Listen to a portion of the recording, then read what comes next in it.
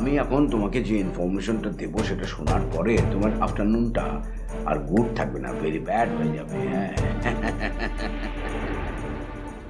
আমার পরিচিত কিছু দুষ্ট ছেলে ওই তানিকে ধরে নিয়ে গিয়ে একটা ঘরে বন্দি করে রেখেছে, আর ওদের দাবি হচ্ছে যে আমি কিছু কাজ মানে কিছু কাগজ তোমাকে দিয়ে সাইন না করিয়ে নিলে ওরা নাকি তানিকে ছাড়বে না। বলো তো,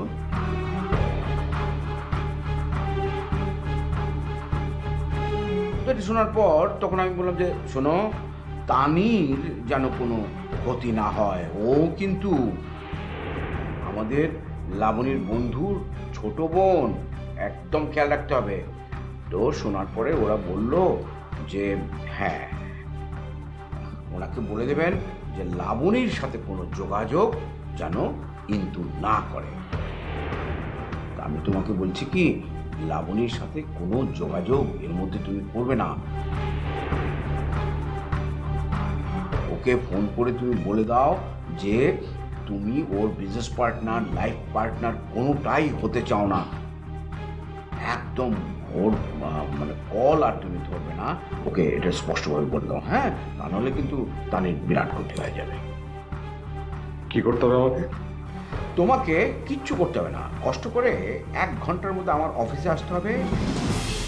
এসে এখানে কিছু কাগজপত্র আছে, এগুলোকে সাইন করে দিতে হবে। সাইন করার পরে ও তারিখে ওরা তোমার বাসায় পৌঁছে দেবে। হ্যাঁ,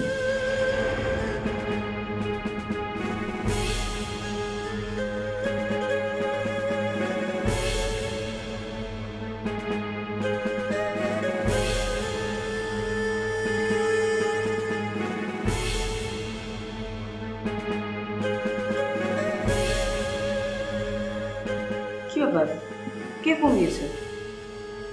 আর মিঠাইয়ের ব্যাপারে তুমি কি সূত্র দেখিয়েছো? আচ্ছা, হঠাৎ আমার একটা জরুরি কাজ পড়ে গেছে, আমাকে এক্ষুনি যেতে হবে। মানে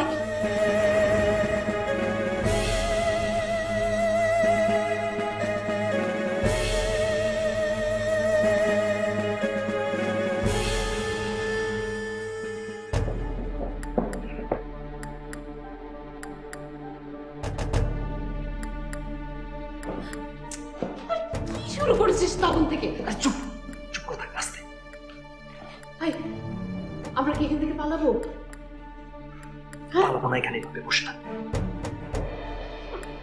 আর তুই প্লিজ একটু চুপ করে থাক, আমার সাথে একটু কমিউনিকেট কর, আমি একটা ব্যবস্থা করছি। আমার ভয় করছে সজীব, ওদের কেন ভয় করছে? শোন, পিস্তল দেখোস না, ওদের কাছে পিস্তল। কি হয়েছে? আমি থাকতে তোর কোনো ভয় নেই। চুপ, আর একটা কথা বলবি না। আমি থাকতে তোর কোনো ক্ষতি হতে দিব না। শুধু এটুকু মনে রাখা, আমার সাথে প্লিজ তুই কমিউনিকেট কর প্লিজ। সজীব, আমি জানি না তুই কি করবি, প্লিজ কিছু একটা কর। আরে আমি প্লিজ প্লিজ